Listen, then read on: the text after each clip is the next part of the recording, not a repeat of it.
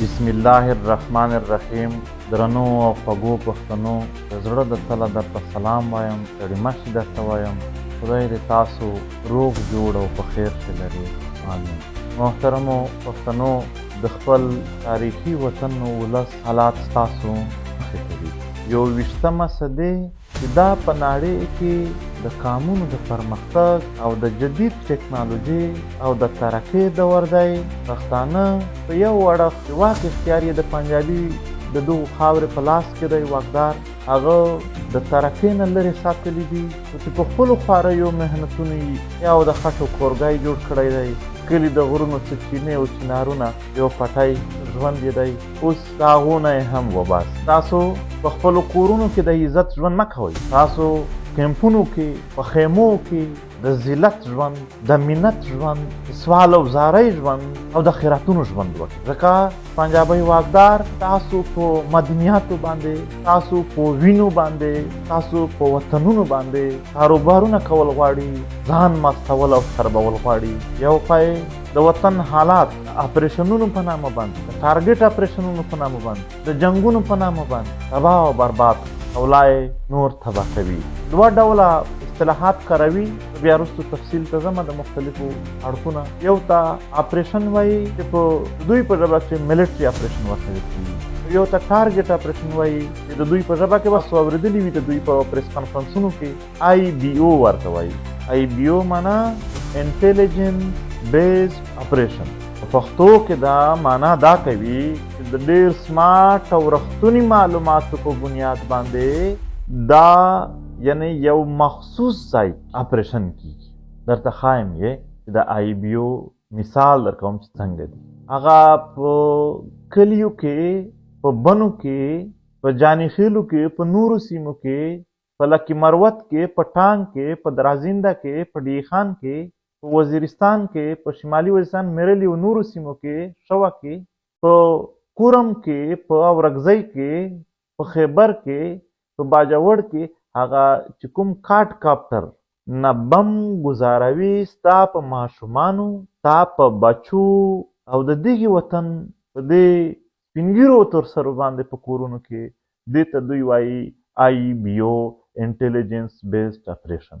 دا د دوی د رښتوني معلوماتو په بنیاد باندې شوي اپریشنونه دي. معنا هغه ماشومان چې دوی وژني، شهیدانوي، هغه تورسرې چې دوی شهیدانوي، هغه سپینګیري چې په کورونو کې دننه دوی نه پرېږدي، په جوماتونو باندې چې بریدونه کوي، دا چې کوم څومره دا 2025 کې به تاسو لیدلی وي چې 300 نه باندې داسې پیښې وشوې چې په هغه کې عام ماشومان، کورونه، پښتنې، تورسرې، سپینګیري چېرته په کورونو کې اوده دي، د باندې بم پرې غورځوه، چېرته دوی په عامو حالاتو کې په کور کې سره ناست دي، په ماشومانو بم ګزاروه. دا د دوی ټارګټ اپریشن دي چې دوی ورته انټیلیجنس بیسډ اپریشن، یعنی د کارا معلوماتو په بنیاد باندې، یعنی دوی چې دغه ماشومان، دغه تورسرې پښتنې، دغه سپینګیري دا وژل، شهیدانول یې دا پې خطا نه وو، دا داسې نه وه چې په پټو سترګو یې کړي دي. دا د دوی خپل لاټرۍ پریس کانفرنسونه یې وګوري، هغه درته وایي ټارګټ اپریشن معنا IBO معنا انټیلیجنس بیسډ اپریشن، چې دا موږ د رښتوني معلوماتو په بنیاد کړي دي. یعنې د اراده دا وه چې ستا ماشومان ووژني.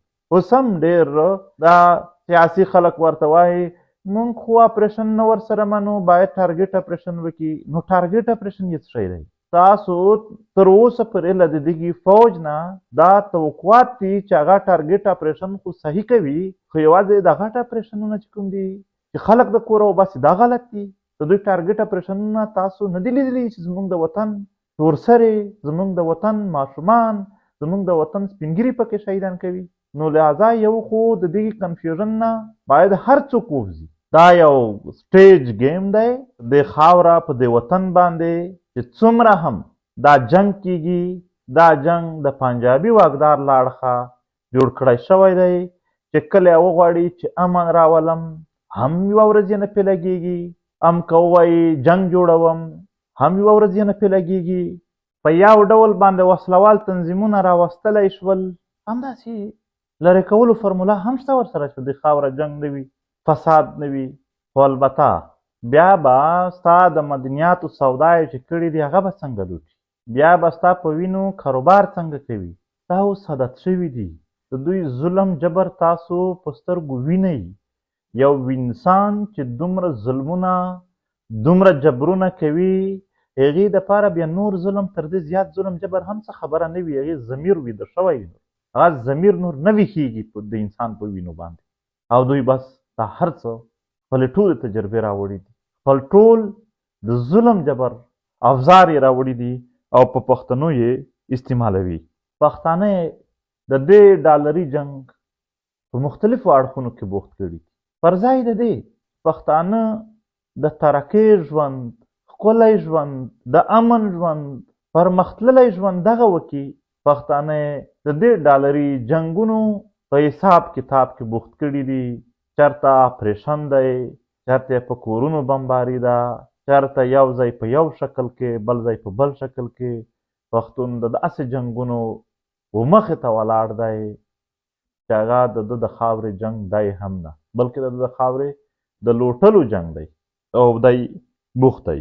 په دې خبره کوو چې هغه څه شی دي، هغه کوم حقیقتونه دي چې موږ هغه وپېژنو، بیا راته اسانه ده چې د خپلې خاورې د خپل ملت غم درد و بنیاد ته ورسېږو، او بیا اسانه ده چې موږ د هغې د حل کولو یو صحیح سوچ او ځای ته ورسېږو. دوه اړخونه باندې زه خبرې کوم، هر څوک پرې بیا خپله خبره کولی شي. یو په دې خاوره د اختیار خبره، یو بیا په دې خاوره د پښتنو په خپل منځ کې د تعلق خبره. په دې دوی ځایونو کې څه شی دي داسې چې د هغې لا کبله په دې خاوره په دې ولسونو کې د ښه ژوند، د ښکلي ژوند یو زمینه نه برابرېږي. یو طرف ته ګورو، دا یو اړخ ته راځو، د اختیار ورته ګوره. تر ټولو غټه خبره دا ده چې ته په خپله خاوره اختیار لرې که نه لرې. مثال در کوم، تیرا ده، سنټرل کورم دی، بنو دی، بل ځای دی، که یعنې دلته اپریشن کېږي، دا دلته آباد 15 میلیونه پښتانه، 6 کروړه پښتانه دا نه غواړي چې دلته د اپریشن وشي، دا نه غواړي چې دلته د جنگ وشي، دا نه غواړي چې دلته د بدامني وي، دا نه غواړي چې دلته د وسایلو لوټ مار وي، دا نه غواړي چې دلته د یو ظالمانه جابرانه نظام وي. غواړي نه غواړي. خو البته هلته 15 پنجابیان چې سره کینی، یو واسم منیر د خواجه آصف دی او شهباز شریف دی، 3-4 کسان سره کینی، هغه که یو شی وغواړي هغه کیږي. یعنې ته غواړې اپریشن دې نه وشي، هغه 3-4 کسان کینی غواړي چې اپریشن دې وشي. آیا 15 میلیونه نفوس قام، یو تاریخي قام، د دغې د خبرې څه حیثیت شته دی چې د 3-4-5 پنجابیانو مشران چې کوم دي د دوی عسکري او سیاسي، د هغو د خبرې څه وزن شته دی؟ خاوره د چا ده؟ دا وطن د چا دی؟ چې څوک پریکړې کوي د دغې وطن متعلق، هغه خواجه آصف، هغه شهباز شریف، هغه عاصم منیر، آیا دلته 1 انچ ځمکه لري د پلار د نیکه یا په تاریخي طور باندې؟ نه یې لري. ځمکه ستاسو ده، وطن ستاسو دی، د قانونونو د تاریخونو نه پې آباد تاسو یئ، خو پرېکړې بیا څوک کوي؟ فیصلې بیا څوک کوي؟ هغه څوک چې دا ځایونه پته نشته تیرا یې لیدلې ده هم که لیدلې هم نه ده. نو ستا د وطن اختیار ستا سره نشته دی. که ته یې آبادول وهم غواړې، که ته وهم غواړې چې دلته د اپریشنونه نه وي، که ته وهم غواړې چې خلک د کوره نه وځي، که ته وهم غواړې چې دلته د ولسونو سره ظلم نه وي، نو ستا خبره ځای نه نسي. که دا یې وغواړي د خبره ځای نسي. دی که وغواړي چې اپریشن کوم کېږي به، که وغواړي نه کوم نه به کېږي، که وغواړي چې اپریشن کوم خو منم یې نه، میډیا ده ورسره، یو ډول خندا ده په تا پورې، هغه به در پورې وکړي. ولې داسې ده؟ په دې دا وجه ته درته راځم چې داسې وجه څه شی ده چې د 6 کروړو یو تاریخي قام په خپله خاوره آباد قام د خپلې خاورې د خپل کلي متعلق یو خبره یو ځای ته نه رسېږي، خو د 4-5 کسانو چې هغه د دغې قام د دغې ملت نه دي، د هغو خبره عملي کېږي. هغه دا ده چې پنجابی واکدار سټیټ لري، انسټیټیوشن ادارې لري، فوج لري، بجټ لري، داخله یو نظام لري، خارجه یو تعلق لري. که نن هغه 4-5 کسان نامونه به یې بدلېږي، نن دا دي پرون نور و سبا به نور وي، خو چې دوی څوک خپل مشران جوړ کړي، هغه چې یو پرېکړه وکړي، یو خواهش ظاهر کړي، یو فیصله وکړي، خو لاندې به یې خپل فوجونو ته او خپلو ادارو ته، خپل انسټیټیوشنز ته، خپل داخلي نظام ته، هغه ته به یې ور فارورډ کړي، هغه به یې عملي کړي. پښتنو ته خو خواهش لرې، ته هم غواړې چې یو کار د ټول ملت غواړي چې داسې دې وشي او داسې دې نه وشي، خو البته څوک دي چې ته به هغه بیا ورته فارورډ کړي او هغه بیا عملي کړي. جرګې خو پښتانه هم کوي، دا اوس یې کوي، هر وخت کوي، خو د دغې حل څه کېدلی شي؟ یعنې که جرګه هم کوي، چلو تا جرګه وکړه، خبره دې وکړه، عملي کېږي به عملي کوي به څوک؟ راځو و دغې پوینټ ته چې څنګه د دغې دپاره موږ ډېرې زیاتې خوارۍ او هڅې وکړلې، بیا بیرته په یو نام او په بل نام باندې یو ډول مسخرې پورې کېدلې. ملته کامه پښتنو، ستاسو د یاداشت مطابق، ستاسو د سترګو د لید مخ ته زه یو وړ یاداشت تاسو ته در یادوم، ستاسو د مخه شوی دی. هغه د 11 اکتوبر د خیبر جرګې 26 نکاتو کې یوازې 2 نکات درته یادوم، بیا به لږ پوهه شئ چې دا څه شی و. یو نکته دا وه، یو شک دا و د هغې جرګې چې پښتانه به خپل ملي مرکز جوړوي، د پښتنو به یو ملي مرکز جوړېږي. 100 جربه ځمکه د هغې ملي مرکز د جوړولو دپاره هلته د خیبر اولسونو درته درکوله، اعلان یې درته وکړو. پرېکړه دا وشوه چې په دې ملي مرکز کې به هره ضلع او هر ګوند چې ټوټل 80 راځي، هر یو به داسې یو بل سیکرټریټ لري. بیا به په دې منځ کې د ټول ملت ملي سیکرټریټ او ملي جرګه حال سیستم وي. دغه ځای ته به د ضلعو مسلې راځي چې کوم ملي حیثیت لري، هلته به په ملي جرګه کې کار پرې کېږي، سیکرټریټ.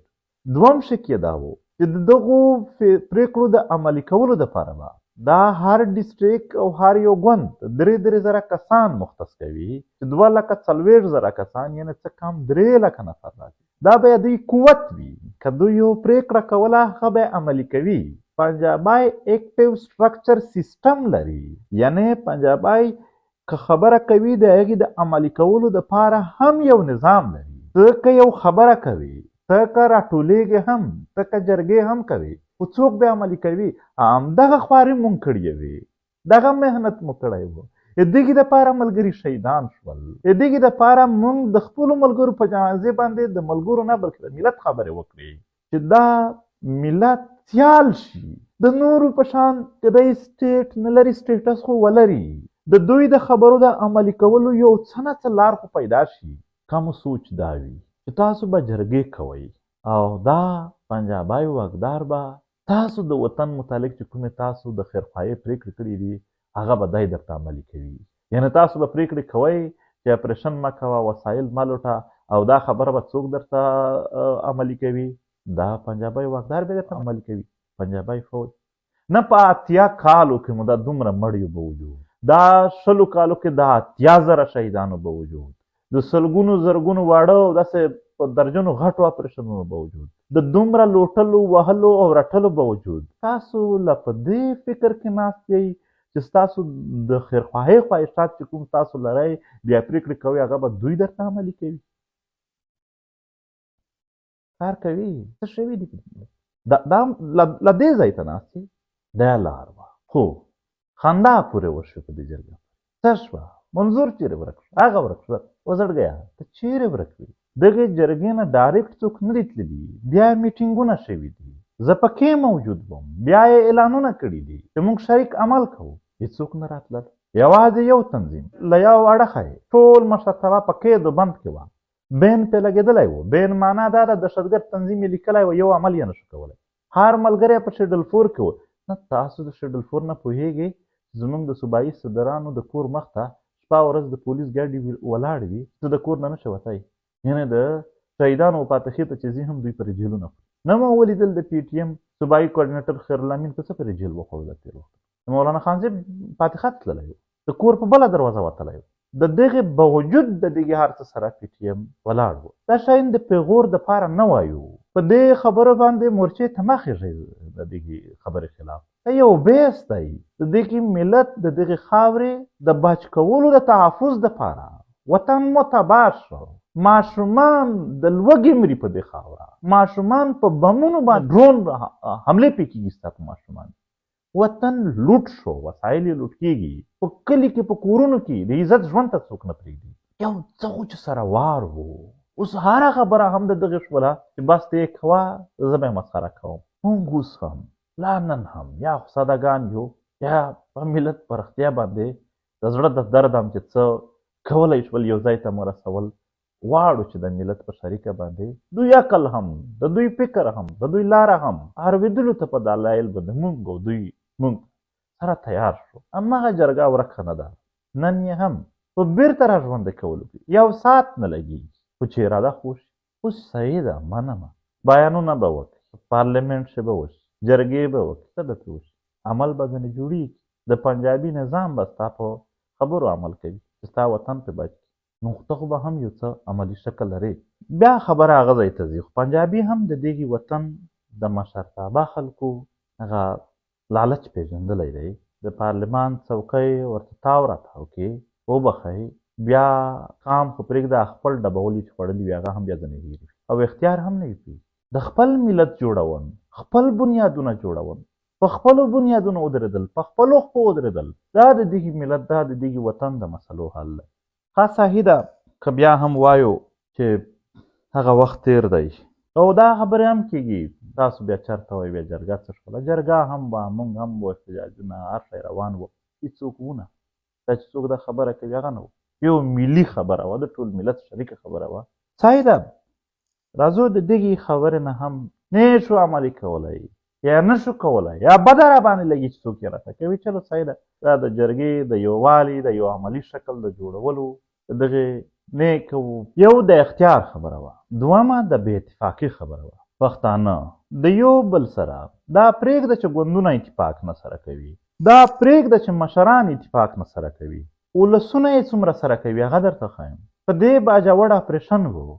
آیا د تیرا خلک ورته راوتل؟ دا نه وایم چې د تیرا خلکو ته به وخت سخت په غم کې دي، په خدای زړه مې درد ورسره کوي. د کور مې خلک ورسره راوتل، د وزیرستان خلک ورته راوتل، د لکي مروت خلک ورته راوتل. نه، نن په تیرا باندې هغه دردونکې ورځ ده.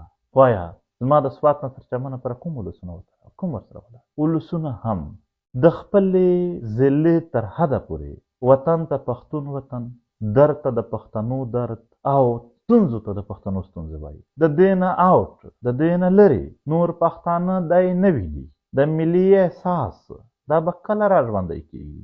و پښتنو ځوانانو، خو که خبره د تیرا ده او نور وس مو هېڅ نه رسېږي، نو په د سوشل میډیا خو ټول شپه ورځ ورته لګیا شئ.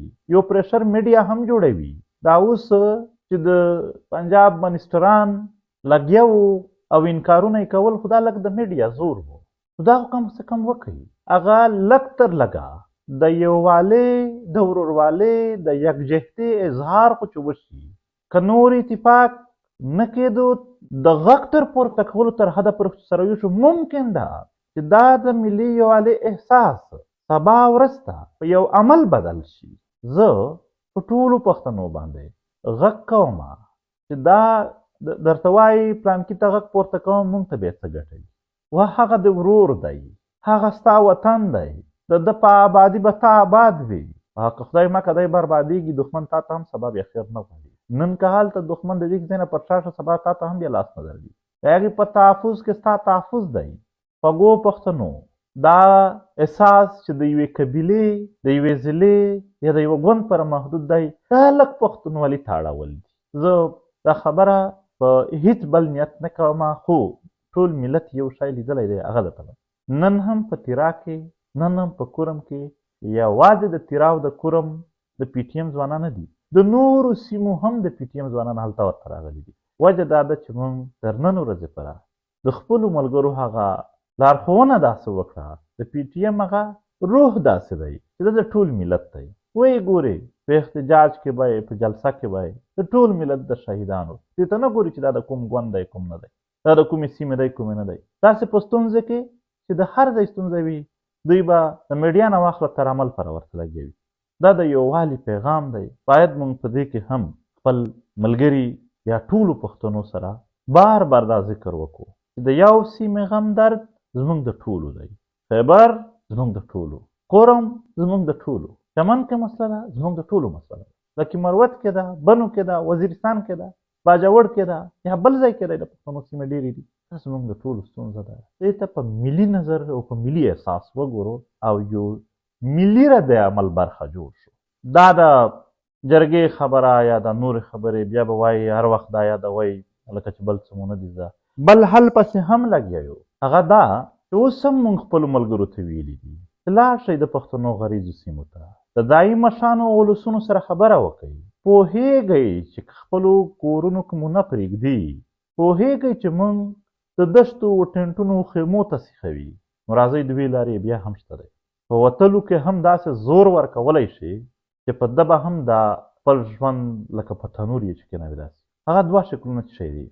یا خو راځئ هجرت وکړو، د ده د حدودو نه ووځو، دا انتظامات یې په موږ داسې یو ځای ته لاړ شو چې 1.5 کیلومتره کې ټول په یو ځای نږدې نږدې سره آباد شو.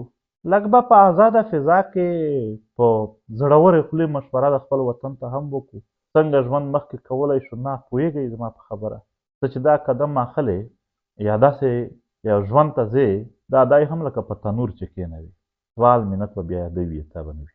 دویم شکل که دا هم نشو کولی، راځئ په شریکه د ده د مرکز اسلام آباد په طرف باندې سره د دغو کډیو بار زو د ده موټروې تر اسلام آباده پره تر لاهوره پره بس کرنال سره ویشئ. پاخه ځایونه دي، څه به اوس په دې دښتو کې په ټینټونو کې دیوالونه پرې راجوړوئ. کله چې دی خپل نظام وویني چې له هره خوا ونیول شو، دی به د پښپو کې پروت وي، په ده به بوج وي، شرطونه به ته پې منې او خپل کلي ته به دې هم وي. موږ دا دوه پیغامونه د ویډیو له لارې هم خپل ولس ته پرېږدو. زموږ ملګري به هم هڅې کوي چې د ځایي ولسونو مشرانو سره ملاو شي. په دې کې یو ستونزه دغه ده چې پنجابی واکدار ډېر چالاک دی، هغه په یو ځای ټولو پښتنو ته لاس نه ورچوي، یو داسې واړه تقسیم کړي. لکه اوس یې تیرا او سنټرل کورم دي، میاشت مخکې بیا باجوړ و، چې په یو ځای چې لاس ور اچوي بیا په یو ځای اتفاق سره جوړېږي. بدبختي دا ده چې پښتانه د بلې سیمې د حال په آینه کې د خپلې سیمې د خپل کلي حالات نه ویني، حالانکې دوی خو ټولو ته یوه منصوبه صرف به نمبر وي، په چا به اوس وي، په چا به سبا وي. خو موږ هڅه کوو چې دا احساس پیدا شي او دا کار ترسره شي. داسې نه ده چې دا نه کېږي، لا اول مې څه وویل هغه نه وشول، یا دا اوس څه وایم دا نه وشول، موږ به بیا هم پرېږدو. دا یو سوال یو پوښتنه کېږي، څوک په ښه نیت څوک په نه ښه نیت، چیرې ورک یې؟ ستاسو د پوښتنو جار شم قربان، ما ته ستاسو پوښتنې باندې نه لګي او نامناسبه هم نه ده دا. خو موږ تحریک غواړو چې د دې ملت د دې ولسونو د ستونزو او د مسایلو د مستقل حل دپاره کار وکړو. کوشش کوو چې زر کې وکړو، خو ځینې کارونه کېږي نه دومره زر. که کله هم موږ یا نوی طرز نوی بڼه د خپل ملت د وطن د مسایلو د حل رامخکې کولو یو اندازه به بیا درته وشي. زموږ صانعه کې نه وو، دا د یو تیارې دپاره، د یو خوارې دپاره او د دې ملت او د دې ولس د مستقل حل دپاره د هغې دپاره مو یو خواري کوله. چلو زه به ممکن دا په ګراونډ باندې هلته نه موجود، زموږ ملګري بیا هم موجود دي. اوس یې هم وګورئ په تیرا کې، په کورمه کې، په نورو سیمو کې چېرته هم د ظلم مخالفت کېږي، د تحریک ملګري هم د هغې خلاف په عمل کې ولاړ دي، هم د هغې خلاف غږ هم پورته کوي. هم چېرته د نور خلک ورته مرستې وایي، موږ ورته مرسته نه وایو، ورورولي وایو.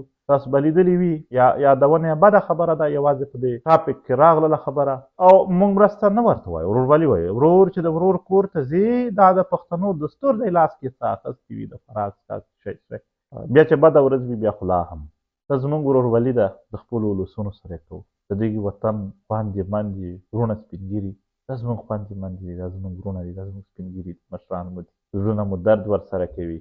هم باید د دې ظلم پر مخالفت کې څومره څه کولی شو هغه کوو، هم به څومره غږ ورته پورته کولی شو، هم څومره دښمن ته جواب ویلی شو، هم څومره دوی سره ورورولي کولی شو. وس به مو کم وي، نیت مو لوی دی درته، اوس به کم وي، راتلونکي ته یې ډېروو. د دې په خاطر موږ د خپل تحریک سره زموږ هغه سوګند به ممکن ده چا ویله یا نه چار څوک یې وویني، موږ دا قسم کوو او په خپل قسم باندې مونږ ګواه هم خدای جوړو چې خدای ګواه دی زما په دې قسم چې مونږ د هیڅ قسم قربانۍ نه به سرغړونه ونه کړو، مونږ به در سره وو په هر حال کې. او دا اوس واقعا لږ څه هغه تیزي به نه وي، خو د هغې پر شا هم د یو تیارې په مستقبل کې د پښتنو د مسلو یو مستقل حال او یو ښکلې بڼه داسې رامنځته کول چې هغه ډېر قوت ولري چې په مستقله توګه پښتانه د ستونزو او مسایلو نه خلاص کړي. ډېرو درنو او خوږو پښتنو په دې لار کې په دې مزاحمت کې تاسو په منځ کې به ګرځېدل لیدلي به مې ډېر درانه او عزتمن نورالله ترین حنیف پښتین چې پاکستاني فوج لا درکه کړي دي چې څو ورځې مخکې کوم ملګري را خلاص شوي وو، هغو نه مو حال کولو څومره تکلیف او مشکلات تېروي. یقین وکړئ که یو وړوکی ډیل هم وکړي دا خلک خلاصېږي، خلاص به شي، خو نه یې کوي. د ملت په سر په خپل وجود باندې سختۍ تېروي. دا د پي ټي ایم روحیه ده. حاجي عبدالصمد علي وزیر کال نه زیات وخت کېږي جیلونه خوري. یو ټیټه خبره، یو کمزوري خبره، یو داسې حرکت، یو داسې شکل به مې دوی نه وي لیدلی چې دوی به مو داسې لیدلي وي چې ګویا که دوی یا پښیمان دي یا ټیټ. نه نه نه پي ټي ایم ورکر او مشرتابه دغو په روح کې دا شی نه دی شامل. ملک عبدالمجید کاکړ په جیل کې و، د مور د وفات خبر که وشو، خو د حوصله ونه بلله. یقینا داسې لوړې حوصلې، داسې استقامت په دې وطن او په دې ولس رښتوني مینان، رښتوني خیرخواهان هغه تېرولی شي خپل ولس لپاره. داسې څوک خو به پښتون نه وي چې د اروي او نورالله او حنیفتو ته د ټول ملت سلام ورسوي چې هیر نه یې، نه ستاسو قربانۍ او نه تاسو. په 2 فروری باندې د شهید ارمان لوني تلین دی. ملي شهید زموږ دپاره یو رڼا ده، د ژوند، د مبارزه، د قرباني دا زموږ دپاره یو رڼا ده. په پښتونخوا کې په هره ضلع کې په کوم طرز تاسو ته ممکنه ده په هغه طرز باندې د شهید ارمان لوني ورځ ولمانځئ. او په بهر هېوادونو کې هم چې چېرته ملګرو پروګرامونه تابع کړي دي، هغه د شهید ارمان لوني ژوند، مبارزه، فکر، تحریک دپاره قربانۍ، دا هر څه هم رڼا ځنې واخلئ، هم څنګه د خپلو شهیدانو ارمانونه هغه ته مونږ رسېدلی شو، د دې دپاره کوم طرز ډېر بهتر دی، کوم ځای کمایلی شی دی، په دې باندې هم بحث کولی شئ. خوږو پښتنو خدای تاسو آباد لري. ممکن ده ډېرې واقعې، ډېرې کیسې، ډېرې ستونزې د لر او بر وطن زما نه په نن پیغام کې نه وي بیان شوي، خو بیا به سره مخامخ کېږو. د دغې ملت او د دغې خاورې یو شریک غږ، عمل، مزاحمت، تګ، یو ښکلی، یو پرمختللی، یو سیال ژوند د دغې ملت د دغې جوړولو دپاره په یو ځای وو، او بیا به هم یو بل سره خبرې کوو. خدای دې تاسو آباد لري. په خیر ښه اوسئ. تاسو د توجه، پام او اورېدلو څخه مننه کوم.